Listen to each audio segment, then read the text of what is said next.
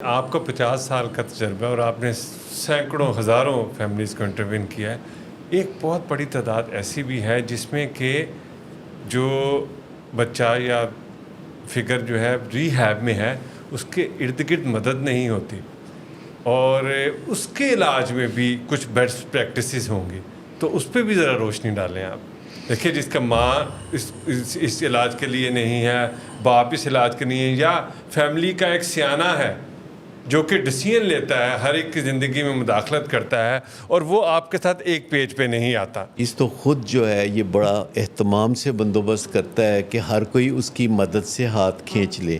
سب سے بڑا احساس جو پایا جاتا ہے فیملیز میں نشے کے مریض کے حوالے سے کہ نشے کے مریض نے ان کو تن کے رکھا ہوتا ہے. اچھا, جب نشے کا مریض جو ہے اپنے گھر والوں کے اوپر کیچڑ اچھالتا ہے, جب وہ ان کی خامیاں بار بار سامنے لاتا ہے, تو وہ پھر اس چیز سے بھی بچنے کے لیے تھوڑا سا نمو چانے ہو جاتے ہیں, تھوڑا سا وہ نیچے ہو کے بیٹھ جاتے ہیں اور ڈک کرنے لگتے ہیں. اصل میں بات یہ ہے کہ اہل خانہ کو یہ جانچنے کی ضرورت ہے کہ کوئی لوڈ ون جو بیمار ہے اور وامٹنگ کر رہا ہے تو کیا آپ اس کمرے سے دوسرے کمرے میں چلے جائیں گے؟ اگر کوئی بخار سے تپ رہا ہے تو کیا آپ اس کے ماتھے پہ ہاتھ نہیں رکھیں گے؟ تو کوئی نہ کوئی فیملی ممبر ایک جو درد دل رکھتا ہے, اس فیملی ممبر نے جوت جگانی ہوتی ہے, اس نے سب سے پہلا دیا جلانا ہوتا ہے, اس نے پہلا سوال کرنا ہوتا ہے.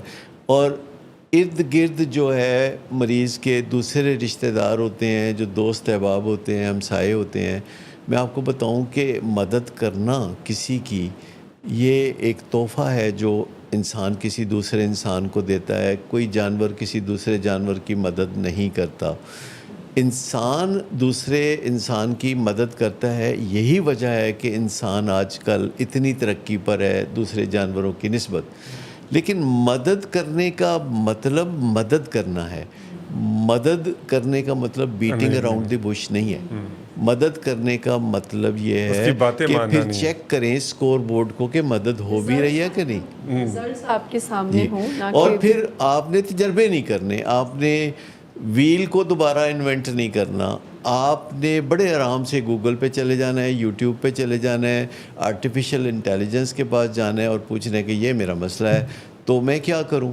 اور جو چیز آپ نے اپنے تجربے میں 3 مہینے میں سیکھنی ہے, ایک دن آپ چیٹ جی پی ٹی سے بات کریں گے تو آپ آدھے گھنٹے میں وہ ساری چیزیں اچھی طرح سیکھ لیں گے. کیونکہ جب کوئی بیمار ہوتا ہے تو گھڑی ٹک ٹک ٹک ٹک کر رہی ہوتی ہے اور اس میں ہر آنے والے دن میں نئی نئی کمپلیکیشنز پیدا ہو رہی ہوتی ہیں.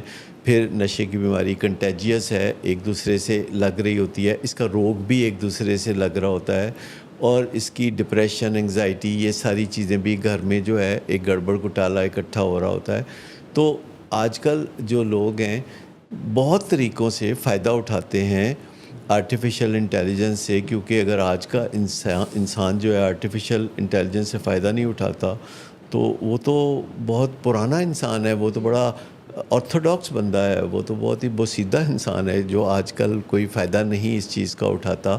جیسے ایسے ہی ہے جیسے آپ کسی کے گھر جائیں تو ان کے گھر میں افلوئنس ہونے کے باوجود اے سی نہیں ہے اور ان کے پاس گاڑی نہیں ہے, اور وہ جو ہے گھر میں ضرورت کے مطابق انہوں نے سہولتیں نہیں کر رکھی, یا وہ ٹریول کرتے ہیں تو پرانے طریقوں سے کرتے ہیں, تو آپ کو ایسا بندہ جو ہے درویش نہیں لگے گا بلکہ وہ بوسیدہ لگے گا.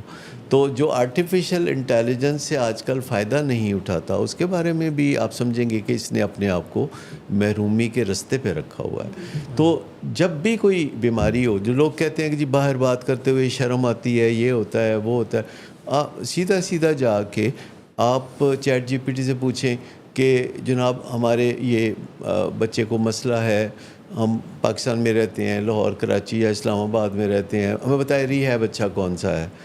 آپ پوچھیں گے اچھا ریہیب کون سا ہے تو وہ آپ کو بتائیں گے کہ ولنگ بیس سب سے اچھا ریہیب ہے. یعنی آپ کے ملک کے بارے میں ہر قسم کی معلومات بھی ان کے پاس ہے. اگر آپ کسی بھی چیز کے بارے میں پوچھیں گے کہ اچھی سروسز کہاں سے ملتی ہیں, اچھا اسکول کون سا اچھا ہے, اچھا کالج کون سا ہے, اچھی یونیورسٹی کون سی ہے, تو آپ کو پوچھنے پہ پتہ چل جائے گا کہ ریہیب اچھا کون